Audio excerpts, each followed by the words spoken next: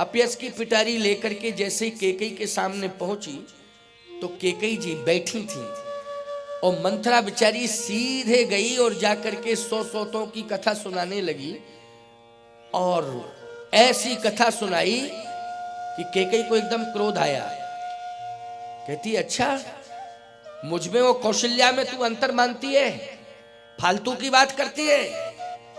कौशल्या और केकई में कोई मतभेद नहीं है, किसी प्रकार का मतभेद नहीं है, लेकिन तू बीच में मतभेद कराना चाहती है, इसलिए तेरी जवान पकड़ के खींच लो। इंद्र बोला सरस्वती से कि असर कुछ नहीं पड़ा, पावर सप्लाई हुए ही नहीं, फाल्ट हो गया। फाल्ट ही है क्यों भाई, फाल्ट कैसा कनेक्शन जोड़ के आई थी, फाल्ट हो गया। सरस्वती जी ने कहा प्रयास दोबारा होगा, सफलता मिलेगी, क्योंकि इसलिए कि मैं समझ गई हूं ये तुम्हारी इच्छा से नहीं हो रहा, आपकी इच्छा से नहीं हो रहा। फिर तब कछु कीन राम रुख जानी, राम रुख जानी, राम जी की इच्छा से हो रहा है। ये अगर आपकी इच्छा से हो रहा होता तुम्हें नहीं करती है, तो राम की इच्छा से हो रहा है, और राम की इच्छा से अगर हो रहा है तो निश्चित है कि दोबारा में सफलता मिलेगी। मंथरा को फिर प्रेरणा दी और दोबारा जब मंथरा ने प्रयास किया तो मंथरा दोबारा में सफल हो गई सफल।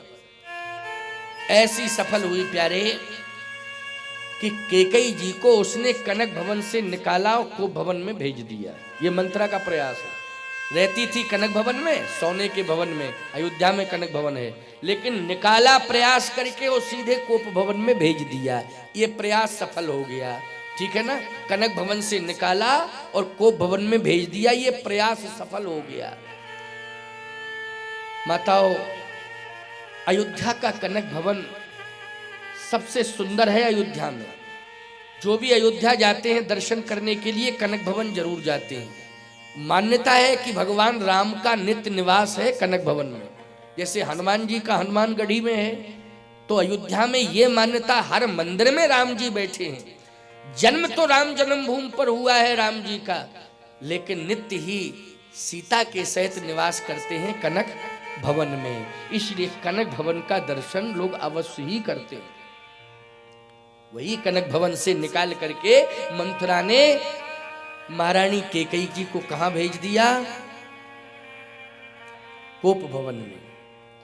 ये कनक भवन केकई के पास था, लेकिन सबसे ज्यादा प्रेम किससे करती थी, राम जी से। इसलिए जब विवाह होकर के आया सीता के सहित तो क्या किया, प्रसन्नता में केकई जी ने सीता राम को ये कनक भवन सौंप दिया कि आज से तुम दोनों इस कनक भवन में रहोगे। प्रसन्नता में दिया है। समझ में आई बात कि नहीं।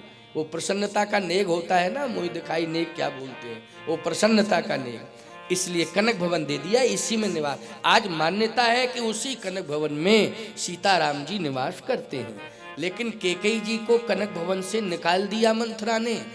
ऐसा माहौल बनाया, कोप भवन में पहुंच गई सीधी। महाराज दशरथ तो प्रसन्न हैं कि सबकी इच्छा है कि राम राजा बने, लेकिन ये मन का जो मनोरथ है, ये मुझे राम से जो ज्यादा प्रेम करती है ना केकई, इसे सुनाना चाहिए। देखो, राम से ज्यादा प्रेम करती है केकई, इसलिए दशरथ जी भी सोच रहे हैं कि सबसे पहले राम के राज्याभिषेक का समाचार किसे सुनाया जाए, केकई को सुनाया जाए, क्योंकि सबसे ज्यादा प्रेम केकई करती है राम का। लेकिन समाचार सुनाने गए, देखा तो केकई थी ही नहीं, गायब। मंथरा बैठी बैठी रो रही थी, वहीं दरवाजे पर बैठी थी, बैठी बैठी रो रही थी। और दशरथ जी जैसे ही देख रहे हैं अंदर वो खाली पड़ा है, भवन पूरा, कनक भवन खाली पड़ा, कनक भवन पूरा खाली पड़ा, केकई है ही नहीं। दशरथ जी ने कहा क्यों मंथरा, ये कनक भवन खाली है, महारानी केकई कहाँ है? तो रो करके इशारा करती है कोप भवन की ओर, वो वहां है। दशरथ जी ने कहा कि कोप भवन में कभी नहीं गई, कोप भवन सुन सकचेऊ राव, सकुच गए। सुन करके सकुच गए। कोप भवन में कभी नहीं जाती थी, आज कोप भवन में कैसे पहुंच गई? क्या हुआ मंथरा बता सकती है? मंथरा बोली मुझे कुछ पता नहीं है, जब से कोप भवन में गई तब से मैं बैठी बैठी रो रही हूं। ये उसका अभिनय है मंथरा का, किया तो उसी ने था, मंथरा ने, लेकिन अभिनय कर रही है। झूठ बोलने की आदत है ना। अयोध्या के लोग, एक सज्जन बोले महाराज अयोध्या के लोग झूठ नहीं बोलते थे, आप कैसी बात कर रहे हैं, मंथरा कैसे झूठ बोल गई? हमने कहा ये जम्मू कश्मीर से आई थी, अयोध्या की थी ही नहीं। और सबसे ज्यादा झूठ बोलते हैं जम्मू कश्मीर के लोग। हाँ भाई, जम्मू कश्मीर से आई थी ना, कहाँ अयोध्या की थी? तो चेरी केकई केरी, केकई जम्मू की कश्मीर की रहने वाली थी ना, तो कश्मीर से ही आई थी। दासी दास दिए बहु तेरे, जैसे जनकपुर से दासियां आई थी, वैसे केकई के पिता ने ये दासी को भेजा था। चेरी केकई केरी, अजस पितारी ताहे कर गई गिरामती फेर। तो ये कश्मीर से आई, अयोध्या की नहीं है, ये झूठ बोल रही है, भेजा इसी ने। दशरथ जी ने सोचा कि कोप भवन में जाना चाहिए मुझे और केकई को मनाना चाहिए। एक बात बतावे, समय क्या है? पहले समय तो देखो, संधि काल है। संधि काल में अगर कोई रूठ जाए तो कभी मनाने की कोशिश मत करना, इसको टालना है। संधि काल में यदि ये पता चल जाए कि कोई रूठा है तो सीधे भगवान के मंदिर में जाओ, कहीं किसी के पास जाने की जरूरत नहीं। समझ गए हो कि नहीं? कहां जाना है उस समय? भगवान के पास जाना है, भगवान के मंदिर में जाना है और भगवान के सामने अपनी समस्या सुनाना है। बस समझ लेना कि उसका तुरंत निस्तारण हो जाएगा, बड़ी से बड़ी समस्या क्यों ना हो। और अगर संधि काल में कोई रूठा है, उसी के मनाने में लग गए तो विस्फोट और हो जाएगा, बहुत जबरदस्त विस्फोट होगा। और यही हुआ कि नहीं हुआ? साँझ समय सानंद नृप गयऊ के कई गए। संधि काल में केकई के भवन में गए, चलो चले गए थे, अगर कनक भवन में मिल जाती तो बात हो जाती, लेकिन जब कोप भवन में रूठी हुई बैठी है तो कोप भवन में जाना नहीं चाहिए था। संधि काल में कहां जाना चाहिए था? सांझ समय सानंद नृप गयो विष्णु के गे। विष्णु के गे, विष्णु भगवान के मंदिर, रंगनाथ का मंदिर है ना, तो रंगनाथ के मंदिर जाना चाहिए था, भगवान से प्रार्थना करनी चाहिए थी। ये हो क्या रहा है प्रभु? अब आप संभालो अयोध्या को, आपके श्री चरणारविंदों में राज्याभिषेक समर्पित कर रहा हूं, आप संभालिए। भगवान की जिम्मेवारी थी कि नहीं थी?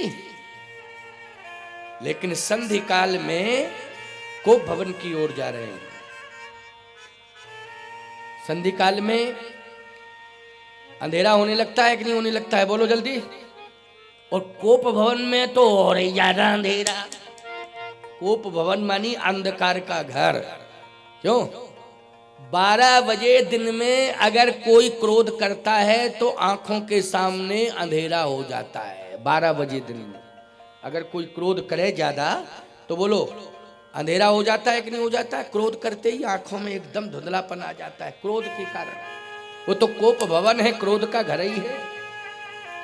सांझ समय सानंद नृप गयऊ के कई गे। जब नहीं मिली के कई तो कोप भवन सुन सकुच उड़ाऊ। कोप भवन का नाम सुन करके संकोच में पड़ गए, लेकिन चले गए। बैक होना चाहिए था और ये सोचना चाहिए था कि नहीं नहीं, अब मैं कौशल्या के पास जाऊंगा और ये मनोरथ कौशल्या को सुनाऊंगा। भाई केकई नहीं सुनना चाहती है तो कौशल्या को सुनाऊंगा, और केकई नहीं सुनना चाहती बाद में सुनाया जाएगा, पहले कौशल्या को सुनाऊंगा।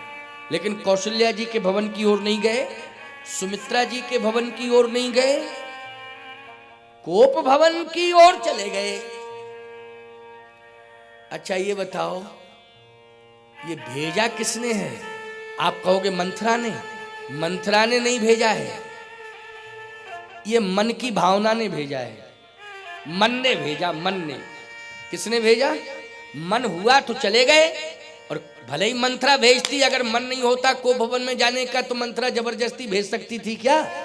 लेकिन मन हुआ तभी तो सत्संग हो रहा है। आपका मन आपको यहां खींच लाया है कि नहीं हमें कथा सुननी। जबरदस्ती कोई भेजता, आपका मन नहीं होता तो क्या आप आते? नहीं आते। जब कोई ज्यादा करता तो कहते तुम चले जाओ घर भर लेके। तुम आप क्यों दिमाग खराब कर रहे हो मेरा, मेरे पास फुर्सत नहीं है, मैं नहीं जाऊंगा। मन था चले आए, और जिनके मन नहीं थे वो नहीं आ पाए, वो नहीं आ पाए। कोई आपको जबरदस्ती नहीं लाया है, आपका मन आप लाया है। को भवन में कौन ले गया? मंत्रा ने भेजा कि दशरथ जी का मन ले गया है? बोलो, मन ले गया है। मन नहीं कहता तो नहीं जाते, लेकिन मन ने कहा चलो। कौशल्या के भवन की ओर मन नहीं गया, सुमित्रा के भवन की ओर नहीं गया, रंगनाथ मंदिर की ओर नहीं गया मन, मन सीधा को भवन की ओर गया। ये मन जानते हो क्या है? श्रीमद् भगवत गीता के अनुसार तो चंचलम ही मन है कृष्णा, ये मन चंचल है। क्यों भाई, है चंचल कि नहीं? लेकिन मन पर भगवान का अधिकार है, व्यक्ति का अधिकार नहीं है मन पर। व्यक्ति के लिए मन चंचल है, लेकिन परमात्मा के लिए मन चंचल नहीं है। परमात्मा इस पर नियंत्रण किए हुए है। परमात्मा जैसा चाहेगा वैसा ही मन करेगा। राम कीन चाहे सोई होई, करे अन्यथा आस नहीं कोई। इसलिए आज भगवान की प्रेरणा ही भेज रही है कि को भवन में जाइए। कौन भेज रही है? भगवान की प्रेरणा भेज रही है। मंत्रा मंत्रा नहीं भेज रही। मंत्रा की क्या हिम्मत, क्या हिम्मत थी मंत्रा की। ये तो प्रेरणा भगवान की भेज रही है। आपको यहाँ भेजा है, भगवान की प्रेरणा ने भेजा है। हम चित्रकूट से चल के यहाँ आए हैं, चाहे जितनी कोशिश कर लेते बुलाने वालों, लेकिन अगर भगवान की इच्छा न होती तो यहाँ मैं नहीं आ पाता। समझ लेना इस बात को, मैं बिल्कुल नहीं आ पाता, ये कन्फर्म है। लेकिन भेज दिया भगवान ने। इच्छा थी भगवान की, कथा होनी चाहिए, कथा कहनी है, भेज दिया। भगवान ने को भवन में भेजा है दशरथ जी महाराज को। क्यों भेजा? अपना कार्य कराने के लिए भेजा है। भेजा ना, अपना कार्य कराने के लिए भेजा। अब आप सुनिए, को भवन में प्रवेश किया महाराज ने तो केकई की मनोदशा अच्छी नहीं है। आंखें लाल हैं, ओंठ फड़क रहे हैं, क्रोध भरी निगाह से देख रही है। दशरथ जी ने जैसे ही देखा तो दौड़ पड़े केकई की ओर। और दौड़े का मतलब क्रोध में नहीं दौड़े, बड़े सहज भाव से दौड़े। और कहते क्या है? कहीं है तू रानी रिसानी, हे रानी तुम रिसानी क्यों बैठी हो, पहले कारण बताओ। नाराज मत हो, तुम्हें पता नहीं है तुम्हारी प्रसन्नता के लिए मैं बहुत अच्छा कार्य करने जा रहा हूं, लेकिन पता नहीं किसने नाराज तुमको कर दिया। तुम्हारी प्रसन्नता के लिए मैं एक बहुत बड़ा संकल्प ले चुका हूं। केकई ने कहा संकल्प बताओ पहले क्या है। दशरथ जी ने कहा संकल्प यह है कि मैं तुम्हारी प्रसन्नता के लिए तुम्हारे प्रिय राम को सिंहासन पर बिठा रहा हूं। तुम्हारी प्रसन्नता के लिए तुम्हारे प्रिय राम को सिंहासन पर बिठा रहा हूं। दशरथ जी से केकई ने क्या कहा कि मेरी प्रसन्नता के लिए आप मेरे प्रिय राम को सिंहासन पर बिठा रहे हैं, लेकिन मेरी प्रसन्नता जिसमें हो वो कार्य आप करेंगे कि नहीं? हाँ हाँ, तो तू भी बता दे अपने मन की बात, क्या दिक्कत की बात। हमने तो तेरे मन की बात रखी है, अब तू अपने मन की और कोई बात हो तो बता दे। तो केकई कहती है मेरे मन की बात सुन लो। क्या? होत प्रात मुनिवेश धर, जो न राम बन जाहि। मुनिवेश, तापस वेश, विशेष उदासी, 14 बरस राम बनवासी। राम 14 साल के लिए बन जाए, ये मेरे मन की बात है। और यदि नहीं जाते हैं तो होत प्रात मुनिवेश धर, जो न राम बन जाहि तो मोर मरण राउर यजस, नृप समझिए मन माही। यदि नहीं जाते हैं राम बन तो मेरे प्राण निकल जाएंगे। कुछ लोगों के मन में यह शंका रहती है कि इसलिए बन भेज रही है भरत राजा बन जाए। सुनो प्राण प्रिय भावत जी का देव है हरस देव, सुनो प्राण प्रिय भावत जी का देव एक बार भरता है टीका, देव एक बार भरता है टीका, दूसर बार मांगा कर जोरी। सुनिए मेरी बात को भाई, देव एक बार भरता है टीका, तो केकई ऐसा भी तो कह सकती थी कि भरत को बुलाइए और भरत को राज्य सौंपिए और राम को बन भेजिए। लेकिन भरत आ ना पावे इसके पहले राम को बन भेजिए, ये शर्त है। क्यों? भरत आ ना पावे होत प्रात मुनिवेश धर्जो, पहले राम बन चले जाएं, बाद में भरत का विषय। क्यों? कि कई इस बात को जानती है कि राम यदि बन चले जाएंगे तो लाख प्रयास कोई कर ले भरत राज्य लेगा ही नहीं। पहली बात तो ये कि भरत राजा बनेगा ही नहीं। ये केकई ही नहीं जानती है, सब जानते हैं इस बात को। वो लोग जानते हैं कि नहीं जानते? सब जानते हैं इस बात को, बचपन से जानती है, भरत की आदत को भी जानती है केकई कि भरत राज्य कभी नहीं लेगा। और ये सत्य है, केकई इस बात को भी जानती है कि भरत राज्य तो नहीं लेगा, कहीं आ गया तो राम को वन भी नहीं जाने देगा। राज्य तो लेगा ही नहीं, यदि राम आ गया तो ये राम को वन भी नहीं जाने देगा, ये भी कन्फर्म है। इसलिए आनन फानन जितना जल्दी हो सके उतना राम को वन भेज दिया जाए, भरत आने न पावे, भरत आने ही न पावे।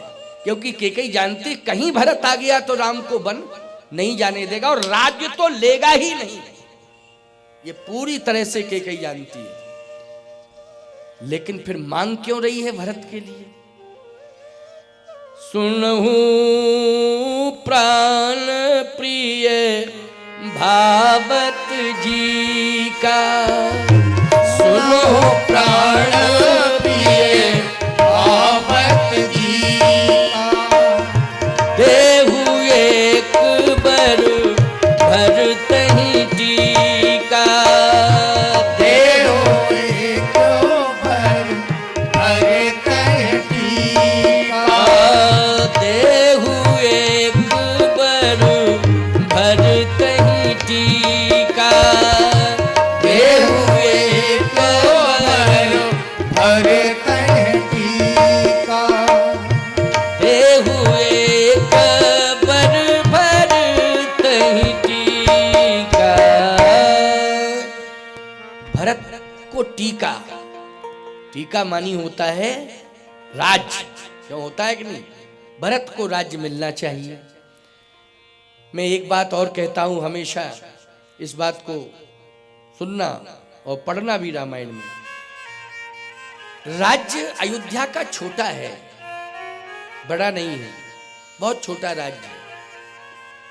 आप कहोगे महाराज राज्य तो इतना बड़ा है कि अयोध्या जैसा राज्य तो अवध राज सुरराज सिंहाही, दशरथ धन लख धनत लजाही, ऐसा राज्य तो कहीं का है ही नहीं जैसा अयोध्या का राज्य।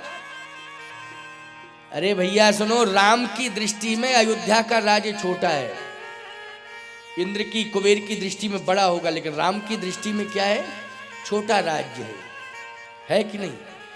केकई की दृष्टि में भी अयोध्या का राज्य छोटा है, बहुत छोटा राज्य। आप कहोगे छोटा, हाँ, क्या है अयोध्या के राज्य में? खजाना है, और क्या है? और क्या है? बोले खजाने के अलावा सरजू जी का जल है, प्रवाहित हो रहा है। और क्या है? बोले और क्या है? अयोध्या वासी हैं, अबाल वृद्ध नर नारी। बोले और क्या है? अरे एक बहुत बड़ी गौशाला है। चलो भैया, गौधन भी है और बोले घोड़े हाथी भी हैं, गौधन बाजधन रतन धन सब हैं, लेकिन अयोध्या में सबसे बड़ा धन है संतोष धन। कौन सा धन? संतोष धन। गौधन गजधन बाजधन और रतन धन खान, जब आवे संतोष धन सब धन धूर समान। संतोष धन, बोले इसका प्रमाण क्या है संतोष धन? बोले संतोष धन ये है कि राज्य के प्रति किसी का आकर्षण नहीं है, ना तो राम का आकर्षण है राज्य के प्रति, ना भरत का आकर्षण है राज्य के प्रति, ना लक्ष्मण का आकर्षण है राज्य के प्रति, ना शत्रुघ्न का आकर्षण है राज्य के प्रति।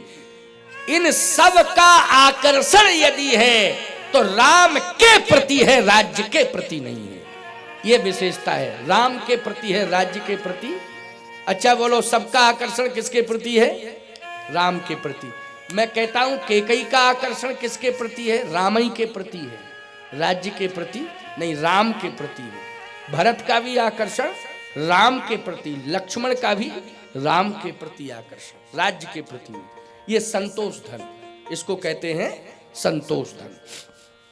लेकिन कैकेयी माध्यम तो भरत को बना रही है कि भरत को राजा बनना चाहिए।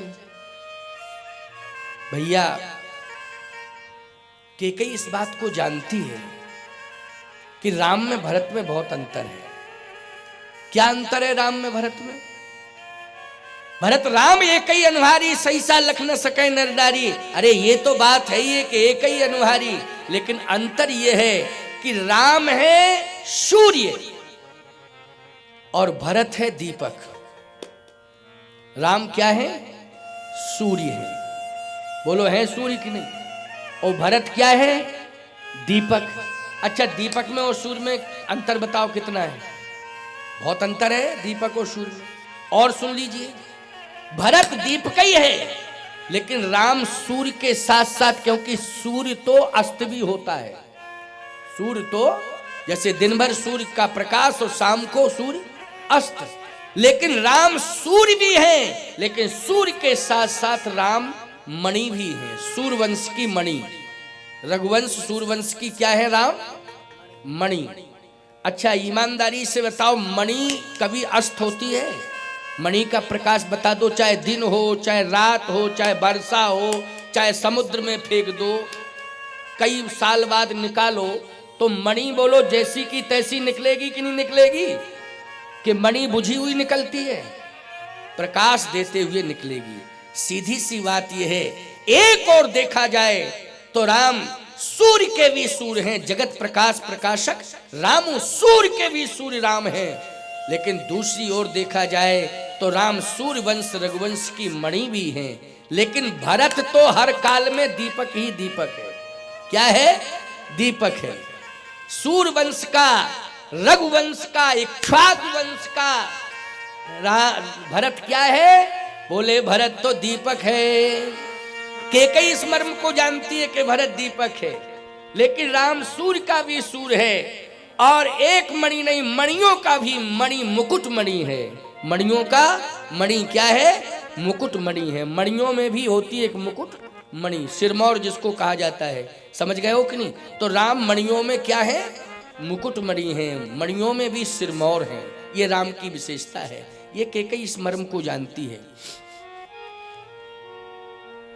अगर अयोध्या का दीपक भरत अयोध्या में जलता रहेगा तो अयोध्या तक ही प्रकाश देगा। कहां तक देगा? अयोध्या तक ही प्रकाश होगा। वैसे तो दीपक का प्रकाश भवन ही तक रहता है, जिस भवन में जलता है उसी भवन तक रहता है। लेकिन चलो भैया, अयोध्या रूपी राज्य में जल रहा है तो वहीं तक उसका प्रकाश रहेगा, इतना मान लिया जाए। लेकिन सूर्य का प्रकाश सर्वत्र होता है। बोलो होता है कि नहीं होता है? सर्वत्र होता है सूर्य का प्रकाश। छत्तीसगढ़ में है तो मध्य प्रदेश में भी है, उत्तर प्रदेश में भी है, पूरे भारत के हर राज्य में है, भारत में है। भारत की बात छोड़ो, पूरे विश्व में है, संसार में है। बोलो है सूर्य का प्रकाश कि नहीं? कोई माई का लाल कह सकता है कि सूर्य का प्रकाश अमुक जगह नहीं है? हाँ, थोड़ा टाइम का अंतर हो जाएगा, टाइम का अंतर होगा, लेकिन प्रकाश सर्वत्र है। बोलो है कि नहीं? लेकिन दीपक का प्रकाश सर्वत्र नहीं है। तो कैकेयी भरत को सीमित दायरे में रखना चाहती है। समझ लेना इस बात को, समझ लो। किसमें, भरत को किसमें रखना चाहती है? सीमित दायरे में। क्योंकि दीपक की सीमा सुनिश्चित होती है कि नहीं होती है? उसका विस्तार नहीं होता है। दीपक का विस्तार बता दीजिए, कोई माई का लाल बता दो, दीपक का विस्तार होता हो। दीपक का विस्तार होता हो तो कोई बता दे माई का लाल खड़े होकर के, दीपक का विस्तार होता है। दीपक की सुनिश्चितता है, और ज्यादा उसे विस्तार की ओर ले जाओगे तो बुझ जाएगा। बोलो बुझ जाएगा कि नहीं बुझ जाएगा? कितना संभालोगे? अरे संभालते रहो, एक हवा का झोंका आएगा और तेल बाती सब गड्ढबड्ढ हो जाएगा। क्यों हो जाएगा कि नहीं? वो कितना सुरक्षित रखोगे? ज्यादातर उसको सुरक्षित रखना चाहते हो दीपक को, तो घर के अंदर ही रखो। कहाँ रखो? भवन के अंदर, तो ज्यादा सुरक्षित रहेगा। और भवन के अंदर रहेगा तो बोलो सीमा में रहेगा कि नहीं रहेगा? कौन ऐसी माँ होगी जो अपने बेटे को सीमित क्षेत्र में रखना चाहे? बताइए, कौन ऐसी माँ होगी जो अपने बेटे को सीमित ही व्यवस्थित रखना चाहे कि सीमित बना रहे, इसका असीमित विस्तार ना हो, सीमित ही क्षेत्र में रहे, ये केवल चार दीवारी के अंदर ही सुरक्षित बना रहे, इसका अस्तित्व केवल एक कमरे के अंदर समिट करके रह जाए? ये संकीर्ण विचारधारा वाली माँ होगी जो ऐसा चाहेगी, बोलो। लेकिन जो विस्तारवादी विचारधारा की माँ होती है, जो वास्तव में उदात्त विचारधारा की माँ होती है, जो वास्तव में सर्वांगीण विकास करने वाली विचारधारा की माँ होती है, वो चाहेगी कि हमारे बेटे का विकास और प्रकाश यत्र तत्र सर्वत्र हो। ऐसी उसकी परिकल्पना रहती है। और ऐसी परिकल्पना में यदि माताओं में कोई माँ है तो वो कैकेयी माँ है, जो राम को सर्वत्र विकसित देखना चाहती है, राम का संपूर्ण जगत में प्रकाश देखना चाहती है। बोलो ये कौन माँ है तीनों माताओं में? जल्दी बोलो। यह है कैकेयी माँ। भरत को तो वो सीमित करना चाहती है, तो प्यार किससे कर रही है? राम से कर रही है कि भरत से कर रही है? बोलो जल्दी। राम से प्यार कर रही है। भरत को तो वो सिमट करके सीमित दायरे में रखना चाहती है। अरे वो लक्ष्मण के लिए भी राज्य मांग सकती थी, लेकिन जानती है कि राम के बिना लक्ष्मण रहेगा नहीं, राम के बिना लक्ष्मण रहेगा नहीं, और भरत की उपस्थिति में शत्रुघ्न स्वीकार करेगा नहीं, ये जानती है। सब रहस्य को जानती है। वो अल्प बुद्धि की नहीं है, वीरांगना भी है और सामान्य नहीं है विवेक में, असामान्य विवेकवान है कैकेयी। उसको साधारण नहीं माना जा सकता है। इसलिए आज दशरथ जी महाराज से एक बात कह रही है, बहुत महत्वपूर्ण, को भवन में सुनिए महाराज। भरत अयोध्या की व्यवस्था देखे, क्योंकि ये दीपक है। अगर दीपक को बाहर भेज दिया जाएगा तो बुझ जाएगा, मिट जाएगा, उसका अस्तित्व समाप्त हो जाएगा। इसलिए इसको भवन के अंदर रखो, सुरक्षित रहेगा। भरत भवन बस तप तन कसहीं। बोलो भगवान राम ने भी भरत को कहां भेजा? वन में रखा कि भवन में? जल्दी बोलो। भगवान राम ने भी चित्रकूट से भरत को कहां भेजा? वन में रखा कि भवन में? आदेश दिया है जाओ भवन में रहो, मेरी आज्ञा है। कहां रहो? भवन में रहो। क्यों? दीपक हो। क्या हो? दीपक हो। हम नहीं चाहते हैं कि तुम्हारा अस्तित्व मिट जाए। जाओ, मेरी आज्ञा है कि तुम कहां रहो? भवन में रहो। और आज कैकेयी भी चाह रही है कि भरत कहां रहे? भवन में रहे।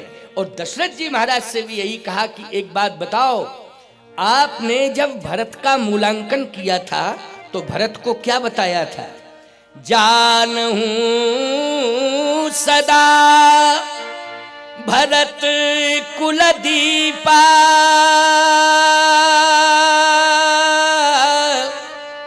बार बार मोहे कहे महीपा।